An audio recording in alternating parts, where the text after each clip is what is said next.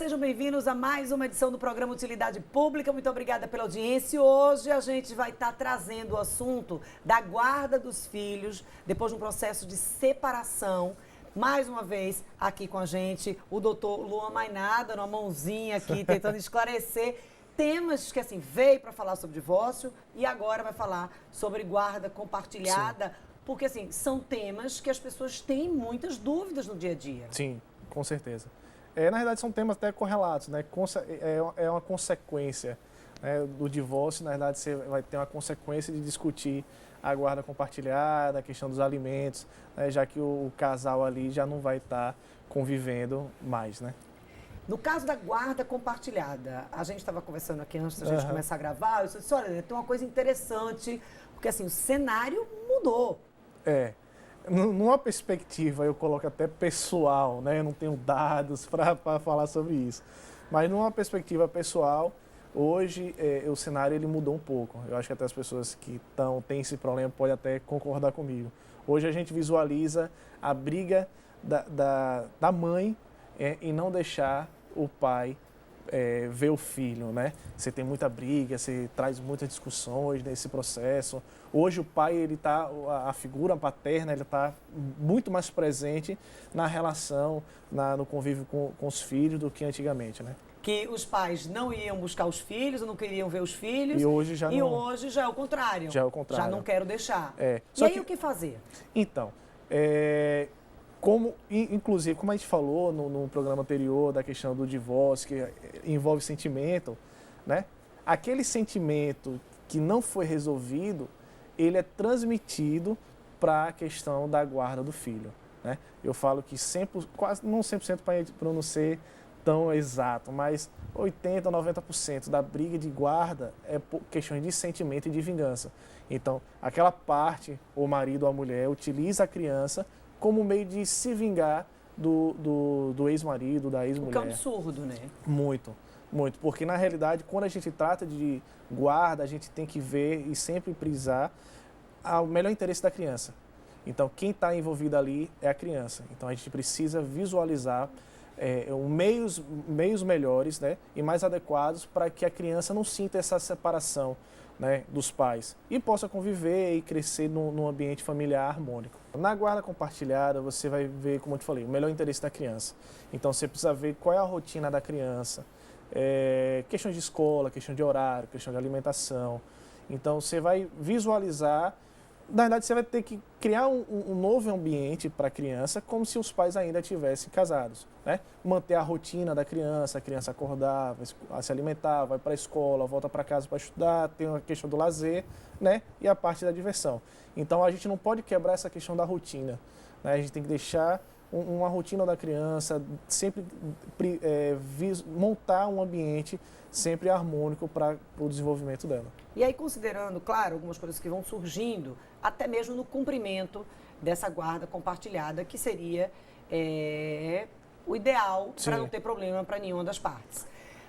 Vamos supor que um dos lados fique de buscar a criança 2 vezes por semana, com dias já pré-estabelecidos, mas que isso não seja possível. Certo. Então, aí a gente tem 2 pontos, né? A gente tem a possibilidade da pessoa não ir buscar. Eu falo pessoa porque a gente pode colocar tanto o pai quanto a mãe, né? Que normalmente quando a gente fala exemplos, inclusive em sala de aula, a gente tenta tirar um pouco da questão do machismo, de falar assim, não, o pai que visita a criança, a mãe que tem a guarda. Então, hoje esse cenário de família, ele mudou bastante, né? Existem pais com guarda e mães fazendo visitas, né? Então eu sempre coloco no exemplo sempre pessoas. Então aquela pessoa que ficou responsável de ir buscar a criança, né? No primeiro caso ela não vá, né? Infelizmente a gente não tem como uma medida judicial falar assim, vá pegar seu filho. A gente não tem como obrigá-la a ir buscar o filho.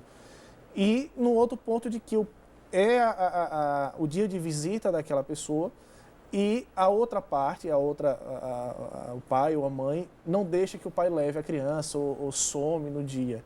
E aí o pai ele tem que buscar o judiciário, né, para que faça cumprir a sua decisão judicial. A gente tem juízes de plantão, né, o tribunal hoje ele tem um expediente de 7-1, mas após esse expediente existem juízes de plantonistas que são para resolver casos urgentes. Né? Quando a gente está falando em guarda compartilhada, a gente está falando numa coisa pré-estabelecida, de que o pai ou a mãe, né, um dos dois vai ali para buscar a criança, seja para passar final de semana, seja um dia, às vezes um pode ficar de levar para a escola, o outro, um leva, outro traz, e aí depende muito dessa combinação e de rotina, para não afetar a rotina da criança, como o senhor falou, mas também para se encaixar ali na rotina dos pais, que também tem uma rotina de trabalho, Sim. né, e também precisa se planejar. Isso.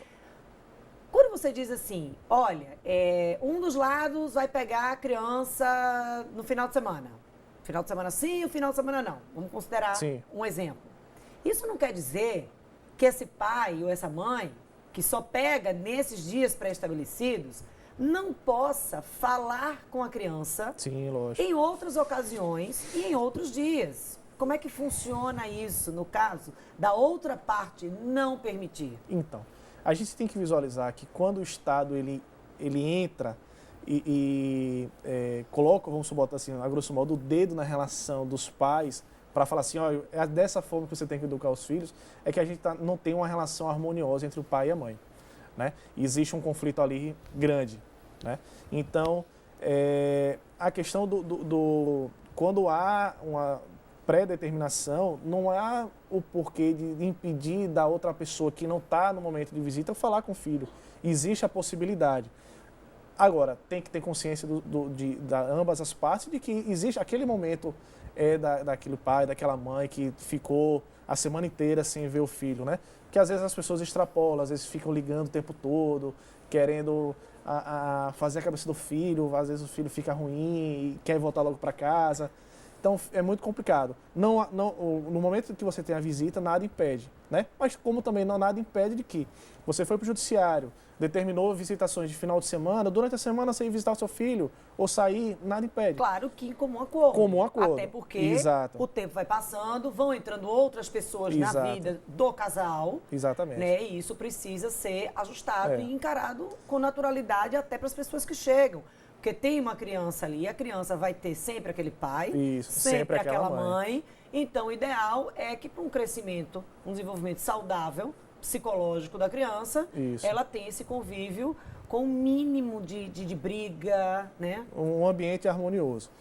A guarda compartilhada, recentemente, ela veio se tornar lei obrigatória no momento da separação dos pais, né? No momento que os pais se divorciam.